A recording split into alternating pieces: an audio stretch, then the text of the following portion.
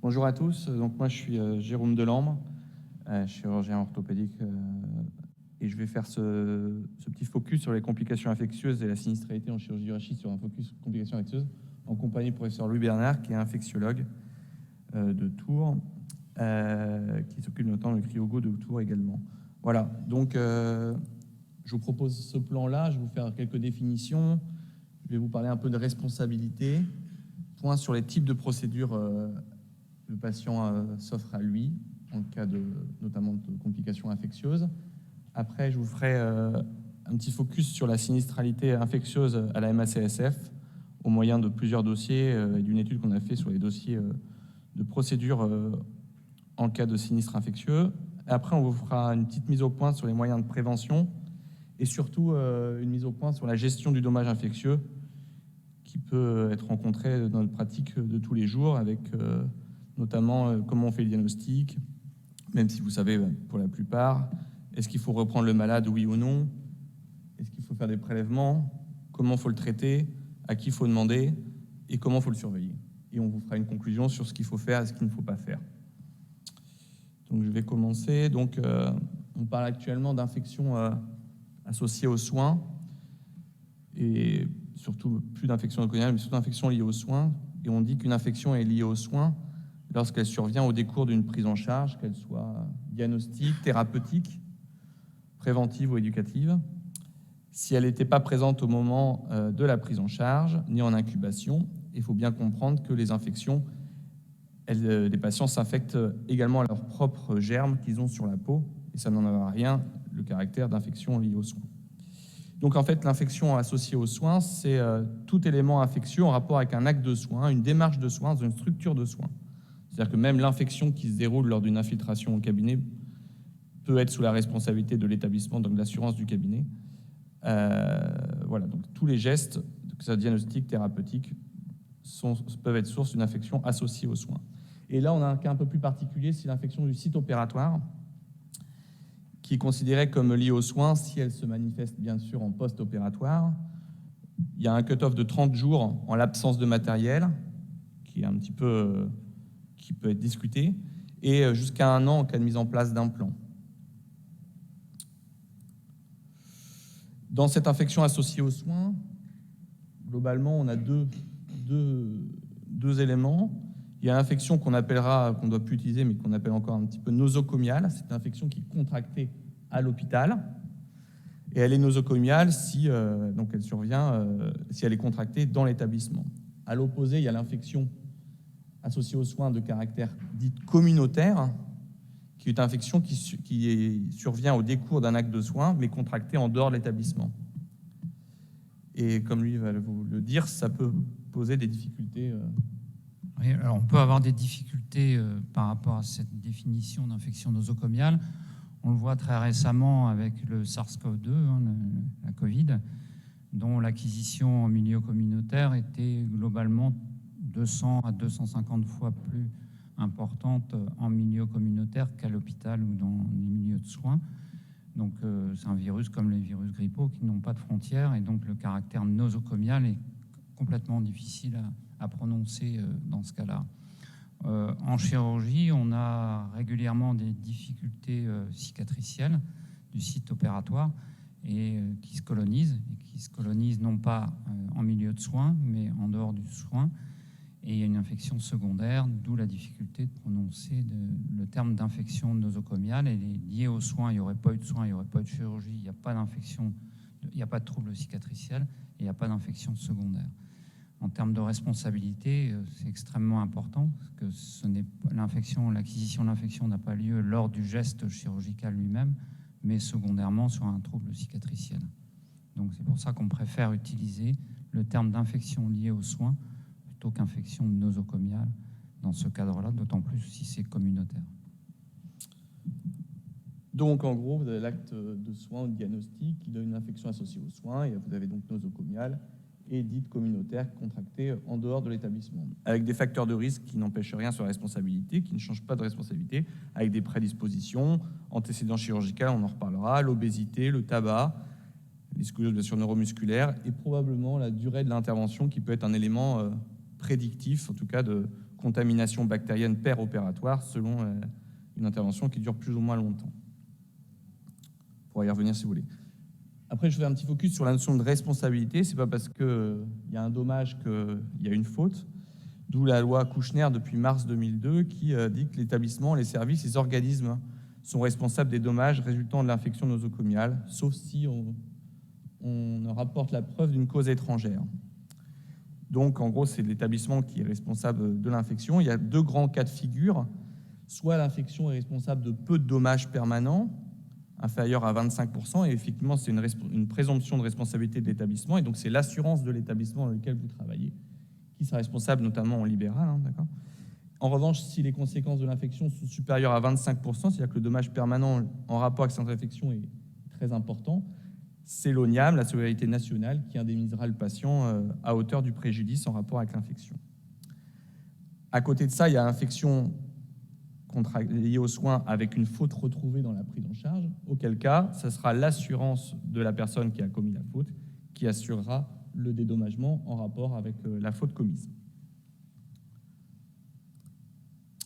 Donc voici toutes les procédures possibles d'un patient qui a eu une infection nosocomiale qui demande réparation. Il demande son dossier médical. Il y a les procédures dites amiables, qui est l'assurance de l'établissement, bien souvent, qui organise une expertise unilatérale avec le patient et qui lui propose une indemnisation. Après, il y a une démarche qui est gratuite, qui est la CRCI. Je vous ai pris en photo la CCI de Amiens. Voilà. Qui, elle, est quelque chose de gratuit. Le patient fait une demande gratuite sur Internet et dans les 4 mois, il y a une procédure avec un expert qui est nommé et qui évalue le dossier médical. Voilà, c'est une procédure gratuite. Et souvent, ce qu'on remarque maintenant, c'est que après, il y a une autre façon de se faire dédommager, c'est la juridiction de droit, donc c'est le tribunal administratif ou le tribunal judiciaire.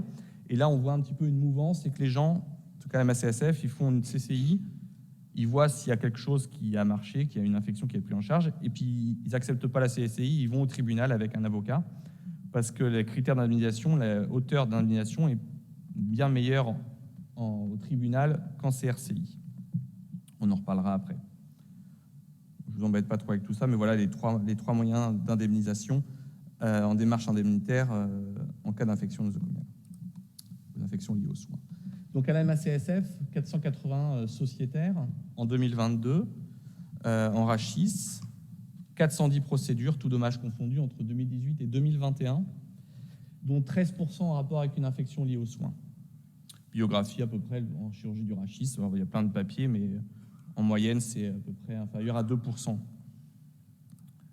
Et donc, avec lui, on a fait une étude, on a ressorti tous les dossiers entre 2018 et 2021 qui étaient exploitables. On a analysé les rapports d'expertise, ce qu'avait déjà fait Bertrand Dobono et plusieurs autres personnes en 2015-2017. Il avait sorti 58 dossiers.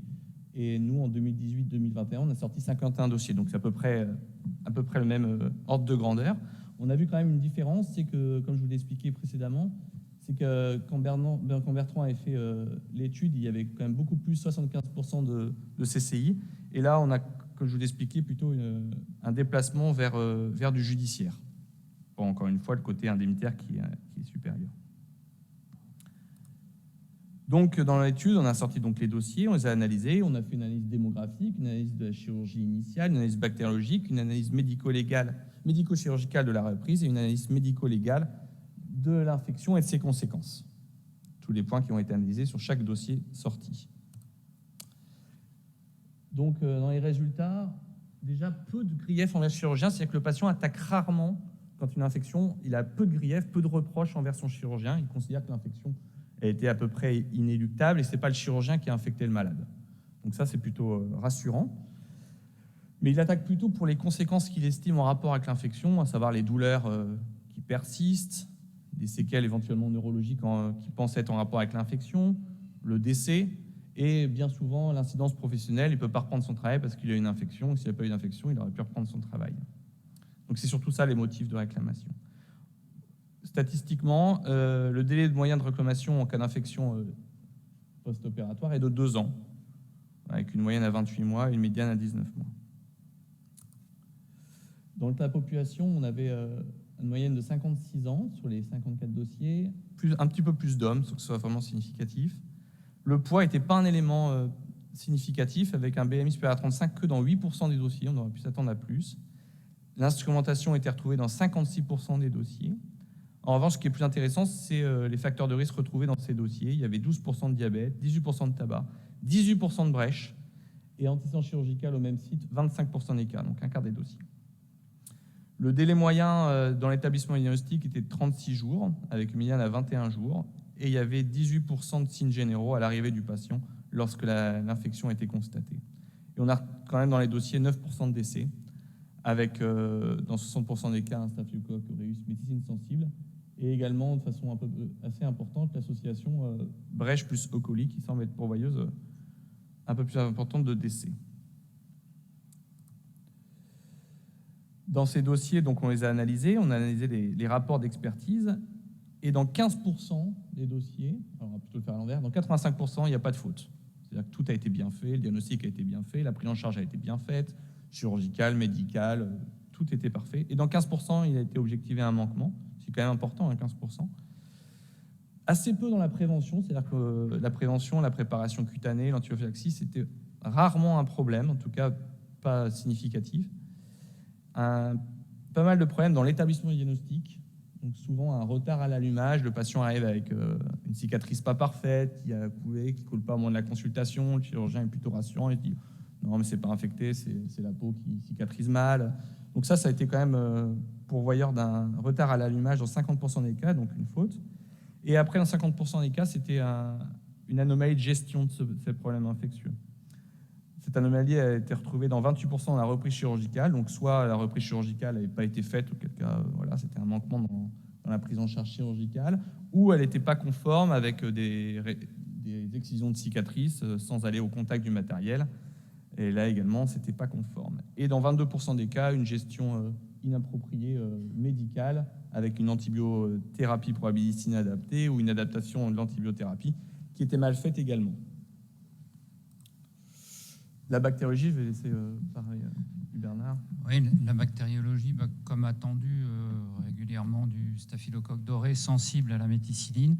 Et vous voyez avec ces dernières années une disparition du SARM, la résistance du staph doré à la méticilline s'est effondrée en termes de responsabilité d'infection de site opératoire grâce au lavage des mains. Mais comme les solutés hydroalcooliques, mais comme les bactéries ont horreur du vide, vous voyez que c'est pris par d'autres bactéries, notamment des entérobactéries, avec du coli, et également du pseudomonas. Et on a aussi du Cutibacterium acnes qu'on isole beaucoup mieux à l'heure actuelle, notamment par les techniques microbiologiques et avec l'ensemencement direct sur des flacons d'hémoculture en anaérobie. L'évolution des dossiers, donc on a pris les dossiers, on a vu comment ça a évolué, donc ce qui est un peu normal. Maintenant, les dossiers, la prise en charge des infections évolue favorablement dans 66% des cas. Il y avait 16% d'échecs dans le cas de prise en charge infectieuse, nécessitant une reprise chirurgicale, et 9% de décès, comme je vous l'ai dit. Donc plutôt une évolution favorable. Les séquelles, le déficit fonctionnel permanent, donc les séquelles permanentes en rapport avec l'infection, on a retrouvé à peu près une moyenne à 12%, avec quand même 60% des dossiers qui n'avaient pas de conséquences permanentes de l'infection. C'est-à-dire que le patient a bien eu son infection, il a été diagnostiqué, traité, et on considère à 1 an de la chirurgie en cas de matériel qu'il n'a pas de séquelles en rapport avec cette infection et que ça a uniquement été des conséquences temporaires, des souffrances endurées et une majoration des douleurs et de l'handicap durant le traitement et lié à la reprise chirurgicale. Dans les dossiers où il y avait des séquelles, 18% des dossiers avaient des séquelles supérieures à 25%, donc éligibles en l'absence de faute à la sécurité nationale, bien évidemment quand c'est 100% également, et 22% des dossiers avaient un AIPP, donc séquellaire, inférieur à 25%, donc plutôt sur la responsabilité de l'établissement en cas de procédure judiciaire. Donc, dans ces dossiers, l'infection associée aux soins, donc 85% des cas, on a bien fait notre travail, 18% des cas, l'ONIAM indemnise, 82% c'est l'établissement, donc c'est vraiment souvent l'assurance d'établissement qui indemnise dans ces dossiers-là. Et en cas de manquement, dans les 15%, dans les dossiers tirés de la MACSF, 7,5% sont indemnisés par la MACSF, Donc le reste est indemnisé par l'autre assurance de l'intervenant qui a commis la faute. Ça peut être l'anesthésiste qui n'a pas bien fait l'antibiophylactie, ce qui est quand même rare, ou l'antibiothérapie qui n'a pas été conforme après la reprise chirurgicale, qui n'a pas été adaptée, qui est donc parfois l'assureur de l'infectiologue, l'assureur de l'anesthésiste s'il a géré les antibiotiques, ou une responsabilité conjointe lorsqu'ils ont décidé à deux de mettre ce type d'antibiotiques. Donc voilà, je vous ai fait un petit... Ça, c'était des papiers, c'était sur notre étude, donc je vous ai fait des trucs un peu clairs. On va vous faire un petit focus sur maintenant la prévention et le traitement des infections pour que vous ayez tous un canevas sur en cas d'infection, comment il faut réagir, ce qu'il faut faire, ce qu'il ne faut pas faire surtout, mais de façon assez ludique et que vous pourrez utiliser en cas d'infection. Voilà, donc sur la prévention, je vais laisser parler Louis Bernard. Inverser la préparation cutanée de l'opéré, elle est rarement tracée. Les établissements en général donnent des formulaires types en disant que ça a été fait. Donc, dans le cadre de l'expertise, on a du mal à retrouver cette préparation cutanée de l'opéré. Je pense qu'il est quand même indispensable de la tracer, au moins d'avoir un document, un référentiel d'établissement et une traçabilité par exemple, la douche préopératoire, avec la notion de cette douche préopératoire. Pour l'antibioprophylaxie, il y a une mise à jour qui va sortir là, cette année. Un rappel, l'antibioprophylaxie, ça permet d'éviter une infection sur 13. Ce n'est pas du 100%, c'est une infection sur 13. Il faut injecter l'antibiotique 30 minutes avant l'incision. Le but de l'antibioprophylaxie, c'est que l'antibiotique arrive sur le site opératoire pour inhiber la croissance bactérienne. Ce n'est pas un antibiotique qui va tuer, il va éviter la réplication bactérienne, et les polynucléaires, le lavage chirurgical va être suffisant pour inhiber toute croissance bactérienne dans les heures qui vont suivre. Donc il faut que la concentration de cet antibiotique arrive à bonne dose, donc il faut que ça soit injecté 30 minutes avant l'incision. La molécule idéale, c'est la céfazoline. Si on utilise d'autres molécules, et notamment la vancomycine, on s'aperçoit que la vancomycine, qui est préconisée en cas d'allergie, elle est mal prescrite dans 70% des cas. C'est-à-dire que le patient arrive au moment de l'incision, il n'a pas la concentration nécessaire de vancomycine. Quand on n'utilise pas la céfazoline, le facteur de risque d'infection est multiplié par 1,5 par rapport à une autre molécule, parce que la céfazoline est utilisée dans la majorité des cas, c'est 93% des cas, de façon conforme. Si on utilise la vancomycine, le risque est multiplié par 4 au niveau infectieux par un mésusage de la vancomycine. Donc maintenant, dans les nouvelles recos, la dalacine devrait remplacer la vancomycine. Attention, avec la dalacine injectable, il peut y avoir des troubles du rythme cardiaque, donc ça doit se faire au bloc opératoire avec un anesthésiste prévenu. Voilà pour l'antibioprophylaxie. Il faut absolument qu'elle soit tracée dans les dossiers régulièrement. On n'a pas de traces. Dans votre CRO, dans la checklist, et bien sûr que l'anesthésiste y met. Alors souvent, vous êtes responsable de l'antibioprophylaxie, le fait qu'elle soit faite ou pas faite. Le tempo, c'est beaucoup plus discutable en expertise, et le dosage, c'est également discutable en expertise. Voilà. Certains experts estiment que c'est 50-50 avec l'anesthésiste, d'autres disent que c'est un problème d'anesthésie. Donc voilà, ça c'est un peu expert dépendant. Et juste pour la dose, on multiplie par 2 la dose, plus de 100 kg. C'est assez simple. En cas de... C'est encore lui. En cas de... Alors, oui, il faut faire le diagnostic. On discutait tout à l'heure avec Jérôme de l'historique un peu de l'infectieux au niveau orthopédique, au niveau du rachis. Autrefois, il y a 25 ans, 30 ans, ces malades étaient cachés au fond d'un couloir sous un drap.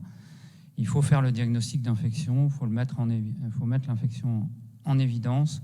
Et déjà, ça dédouane la responsabilité de chacun à partir du moment où on fait le diagnostic. On ne cache pas ce diagnostic.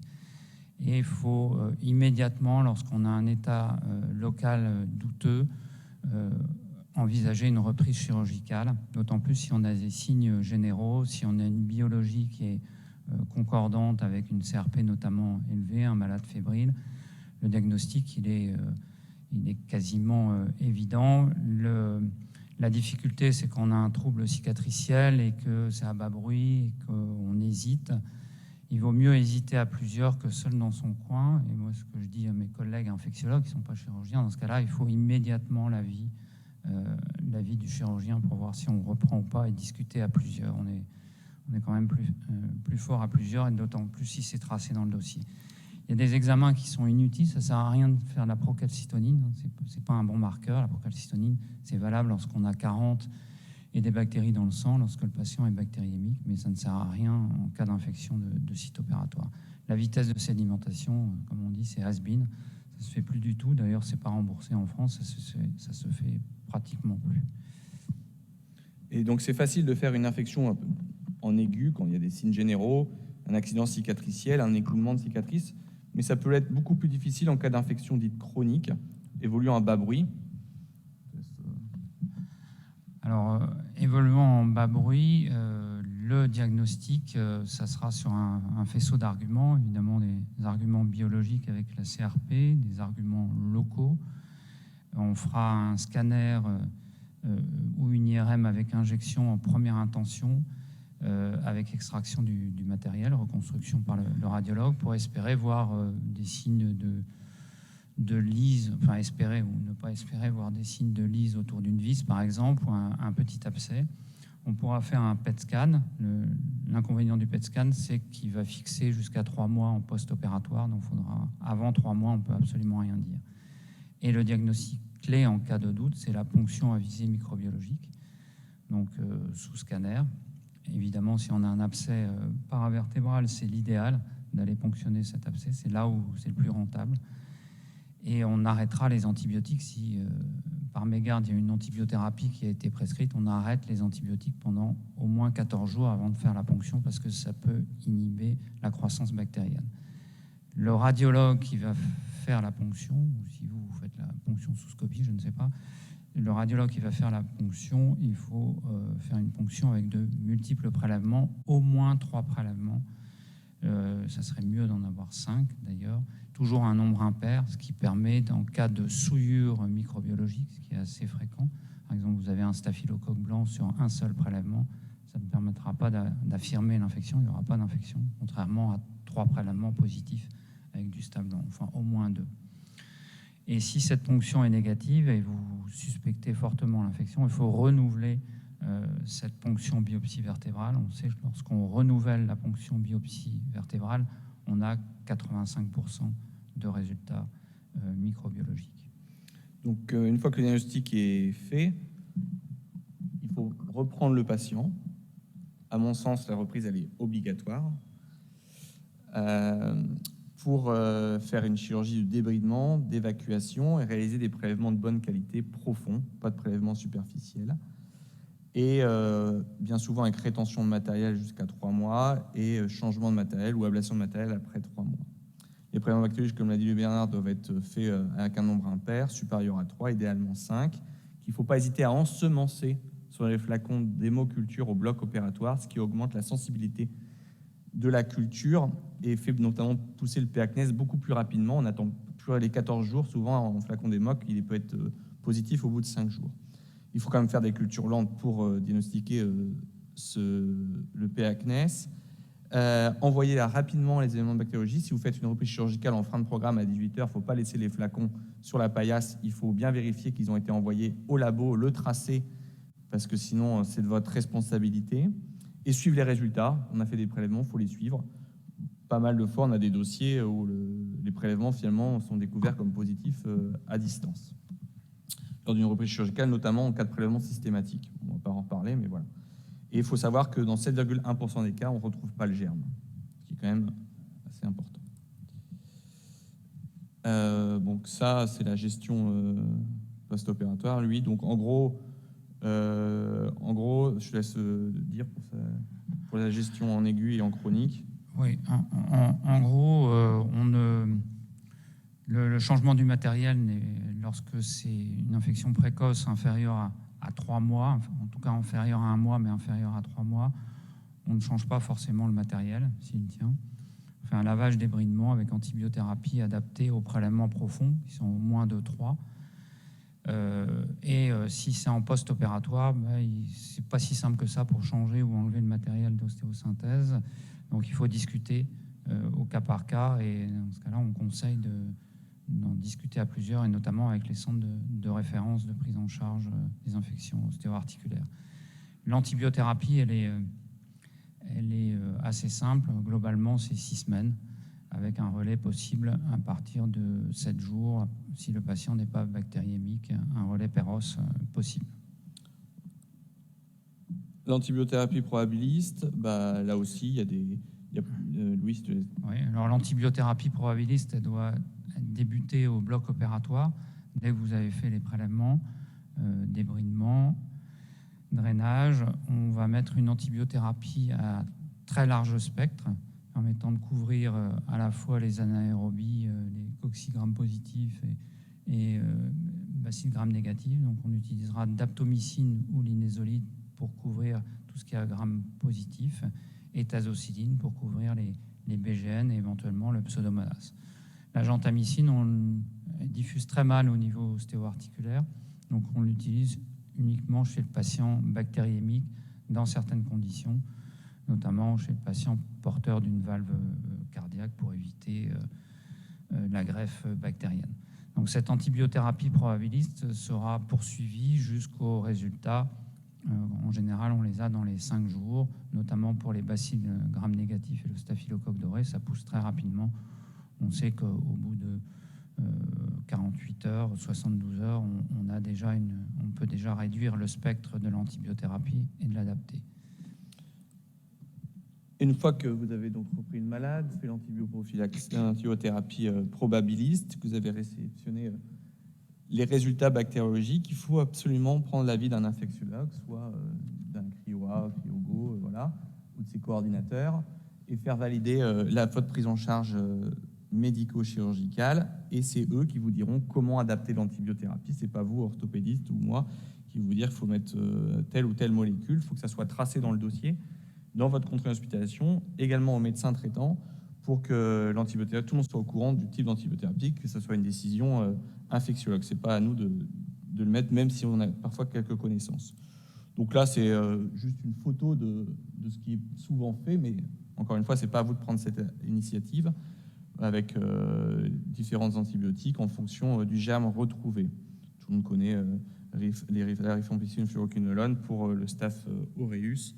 Mais voilà, donc c'est pas à vous de prendre ces décisions-là. Il faut que ça soit tracé au moyen d'un mail, d'un avis spécialisé d'un cryo.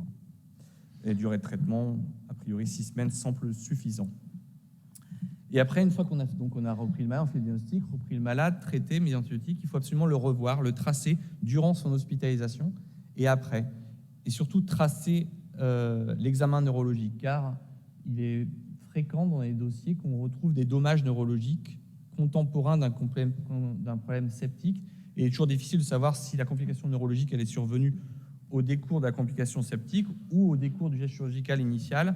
Et certains recours essayent de faire pencher la balance du côté de l'infection pour avoir une indemnisation bien évidemment plus importante. Donc il faut toujours tracer l'examen neurologique dans vos dossiers. Et lorsque vous renvoyez les patients, il faut les revoir en consultation, il faut faire des bilans infectieux à distance, notamment en cas d'infection de SARMS avec bactériémie. Et il faut vérifier l'efficacité et la tolérance du traitement. L'efficacité biologique, c'est essentiellement la CRP. La tolérance, c'est au niveau du foie et du rein. Donc, 1 minute 22, la conclusion. Oui, alors, une conclusion, on va dire ce qui est pas bien de faire et ce qui est plutôt bien. Donc, en prévention, antibioprophylaxie inadaptée, attente sur une cicatrice qui coule, pas d'avis chirurgical, mais a posteriori aussi pas d'avis d'infectiologue, absence d'examen neurologique régulier tracé. Donc moi, j'insiste dans mon service, il faut tracer l'examen neurologique. VS PCT, donc ça ne sert à rien. Une scintigraphie osseuse, ça ne sert à rien. Prélèvement disco-vertébral lorsque les hémocultures sont positives, ça ne sert à rien non plus, parce qu'on a la bactérie dans le sang. Un écouvillon de surface, ça ne sert à rien, on aura des matières fécales. Une immobilisation prolongée non plus, une antibiothérapie trop prolongée, ça ne sert à rien. Ce qu'il y a de bien, c'est de faire des prélèvements. Si c'est négatif, on renouvelle. L'avis spécialisé, une stabilité du montage, et notamment lors de la reprise, un lever précoce, ça sert à rien de les mettre au lit. Moi, je parle pour les infectiologues, les mettre au lit alors qu'il y a du matériel solide pendant des semaines. Une antibiothérapie 6 semaines avec un relais Péros précoce. J'insiste sur les cryoacs. À la fin de cryoac, il y a un C, ça veut dire infection ostéo-articulaire complexe. Et avant d'être une infection ostéo-articulaire complexe, c'est une infection qui est simple. Et elle restera simple à partir du moment où on met tout en branle pour que la prise en charge soit conforme. Et on voit dans les dossiers que tu as repris, Jérôme, dans 50% des cas, il y a quand même un problème de diagnostic et un problème de prise en charge en infectieux. Donc on peut s'améliorer là-dessus et on doit s'améliorer pour éviter que ces infections deviennent complexes. Voilà. Merci donc, à tous. Ouais, je crois qu'il y avait encore un petit... Voilà. Donc éventuellement, si je peux vous aider sur certains dossiers, voilà, j'ai laissé mon mail, n'hésitez pas. Oui, si vous avez besoin dans une structure publique ou privée d'un avis infectiologue que vous n'arrivez pas à avoir rapidement, vous pouvez envoyer un mail à Hubernard qui mettra le tampon CRIOA. Je peux vous aider à aiguiller sur la gestion de l'infection. Vers vos centres, que ce soit privé ou public. Voilà. Vous avez des questions? Oui. Vas-y, Steve. Merci beaucoup, c'était très intéressant. J'ai 2 petites questions. La première, c'est est-ce qu'il y a un intérêt ou au contraire, ça peut être tenu contre nous, de faire une imagerie, une IRM, avant une reprise dans les infections précoces? Et la deuxième question, c'est est-ce que s'il y a une brèche, ça change d'attitude, en particulier d'antibiothérapie? Alors, pour l'imagerie précoce, en cas d'infection précoce, à mon sens, ça n'a pas d'intérêt. En revanche, en chronique, oui, pour les ostéolyses et l'anticipation des difficultés liées à la tenue de matériel que tu vas être exposé. Mais en aigu, dans le premier mois, il est rare que les lésions osseuses te fassent changer une thérapeutique. En tout cas, ça ne doit pas retarder ta prise en charge. Alors, c'est pas faute de le faire, mais je ne sais pas ce que tu vas en tirer beaucoup, parce que la collection, tu la verras, mais tu l'aurais quand même évacuée. Le matériel, a priori, il n'a pas bougé dans le premier mois. Donc voilà, après, il peut y avoir des abcès antérieurs sur des temps postérieurs, effectivement, ça peut changer. Mais souvent, tu t'en doutes sur l'état clinique quand le patient arrive. En quel cas, en revanche, s'il a un dommage neurologique, là, il faut faire une imagerie avant de le reprendre. Ça, c'est évident. Mais en l'absence de dommage neurologique, l'intérêt, l'efficacité, la modification de ton traitement lié à cette imagerie sera, à mon sens, faible. Et la brèche? La modification de l'antibiothérapie, oui. Piperatazole, ça diffuse. L'adapto, pas très bien. La linezolide, dans ce cas-là, ce sera plus le linezolide que l'adaptomycine en termes de diffusion dans le LCR. Merci beaucoup. Et pour moi, l'imagerie très précoce, en post-op, elle est difficile à interpréter, sauf si on a une collection. Mais bon, le scanner doit suffire. Moi, j'avais pas mal de questions, mais je vais essayer de faire court. En particulier sur l'antibioprophylaxie, j'ai vu que c'était finalement pas une cause très forte de faute. Mais quand est-ce que les recommandations plus, il y a plein de questions, en particulier quand les patients ils ont déjà des antibiotiques, ou quand ils ont été opérés il n'y a pas longtemps. Alors, on a mis on vient de le faire, là, la mise à jour SPHERE, elle vient de terminer, on a voté tous, et donc ça va apparaître là, notamment sur le double temps, qui est une vraie question qu'on a beaucoup posée. On a simplifié céphazoline pour tout le monde sur le double temps, que ça soit durant la même hospitalisation ou pas la même hospitalisation. En gros, le fait de changer la molécule pour couvrir un éventuel staphylocoque épidermidis résistant n'est pas finalement quelque chose il n'y en a pas assez pour que ça soit bien de changer de molécule. La céphazoline couvre finalement bien la plupart des germes, et le petit cas où il y aura le staph épi, certes, il ne le couvrira pas, mais a priori, c'est peu rencontré en littérature. Donc ça, on a simplifié vachement.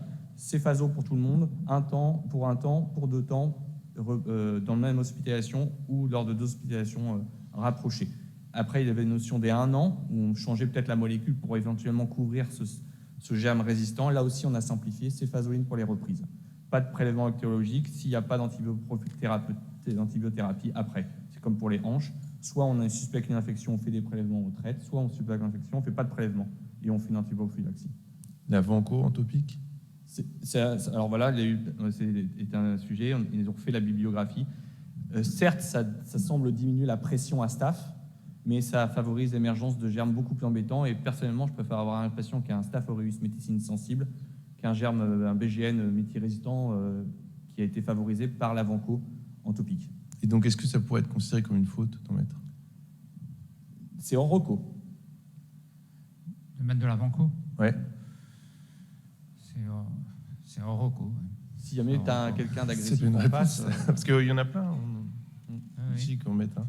Moi, j'en mets peu, pas, mais en pratique, c'est un geste qui est extrêmement fréquemment réalisé, quoi. C'est une vraie question pour nous. en tout cas, on l'a pas retenu sur la SFAR et on en parle, Ok. et c'est pas recommandé.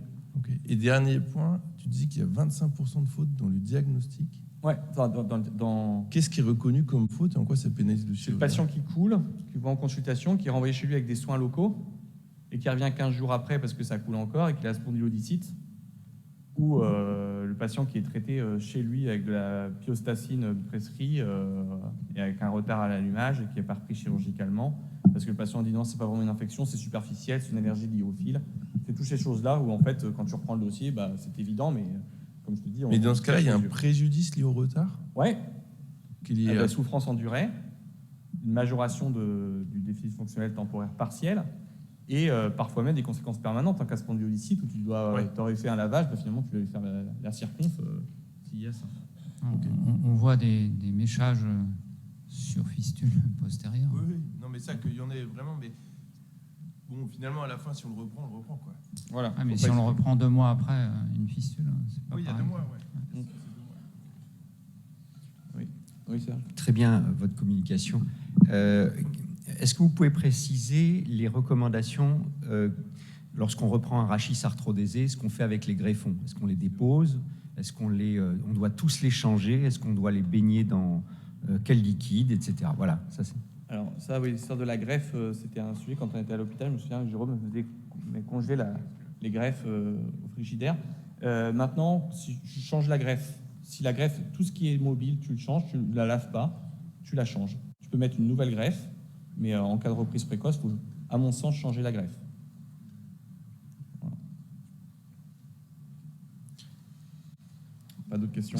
Il y a une autre question. Bonjour, merci pour le topo. Moi j'ai une petite question. Vous parlez là pour les infections précoces, des signes cliniques, donc écoulement, tout ça.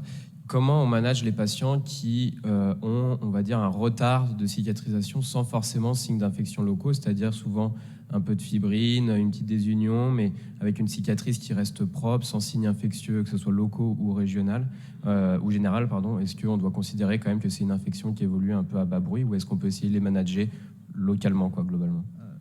Alors, sur le plan orthopédique, après sur l'infectieux, je vais lui parler. À partir du moment où tu revois faut revoir le patient, et c'est un faisceau d'arguments. Donc parfois la cicatrice, c'est pas, mais c'est la biologie qui à ce moment-là qui va t'aider également. L'évolution de la biologie, l'imagerie, si besoin, on va recours à l'IRM pour chercher une collection, et surveiller le malade, le revoir. Pas dire bon, je pense pas que ce soit ça, on se revoit dans 3 mois, et si ça va perdre, vous reviendrez. Non, tu le revois, tu traces et tu le revois avec de la biologie et au besoin de l'imagerie. Oui, j'ai exactement le même avis. Il faut le revoir très précocement. Ce que l'on peut voir dans les retards diagnostiques, c'est une photo qui est envoyée par l'infirmière. On voit que la cicatrice ne va pas bien et le malade est revu 1 mois après. Et là, c'est catastrophique. Ok, merci. J'ai encore une petite question. Quand on s'apprête à reprendre un malade sur un sepsis douteux au début, est-ce qu'on fait une antibioprophylaxie avant la reprise? Non. Non? Non, mais une antibiothérapie curative si c'est Après les prélèvements. après les prélèvements. Si vous faites des prélèvements, et ça on le voit régulièrement dans les cryoacs, si vous faites des prélèvements, vous traitez. Parce que le cutibactérium peut mettre 6-7 jours à pousser. On fait sortir le patient, le prélèvement revient positif 8 jours après, personne ne le voit, puis le malade revient et en échec. Donc vous prélevez, vous traitez. Ça c'est les recours. Voilà, je pense qu'on a Merci. même un peu dépassé le temps. Donc,